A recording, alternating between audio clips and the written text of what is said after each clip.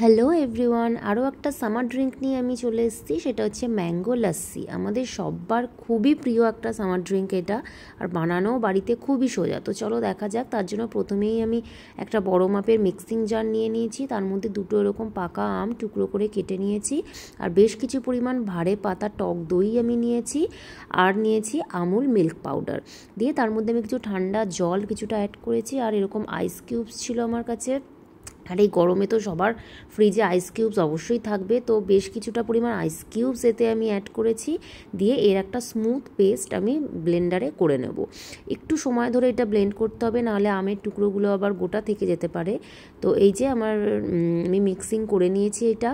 আর যদি মনে হয় এই সময় যে একটু থিক লাগছে, আপনারা জল এতে ইউজ করতে পারেন, যেহেতু লাস্সি এটা খুব পাতলা হবে না। তো আমার মনে হচ্ছে আমার আর জল লাগবে না, এতে কনসিস্টেন্সিটা একদম ঠিক আছে। তো আমি এটা দুটো গ্লাসে সার্ভ করে দিচ্ছি এবার। আর আমি এতে এবার মিষ্টি একটু দেবো, কারণ হচ্ছে এটা আমার আমটা একটু কাঁচা মিঠে ছিল, তো আমার একটু মিষ্টি দিতে হবে।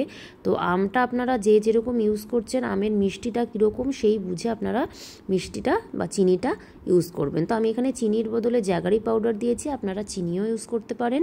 এরকম 2 চামচ করে জ্যাগারি পাউডার আমি দুটো গ্লাসে দিয়ে ভালোভাবে লাস্সিটার সাথে এরকম মিক্সড করে দেব। ব্যাস, তাহলেই অলমোস্ট রেডি আমাদের ম্যাঙ্গো লাস্সি। আর আপনারা চাইলে এখানে একটু বিট নুনও দিতে পারেন, টেস্টটা আর একটু ভালো হবে।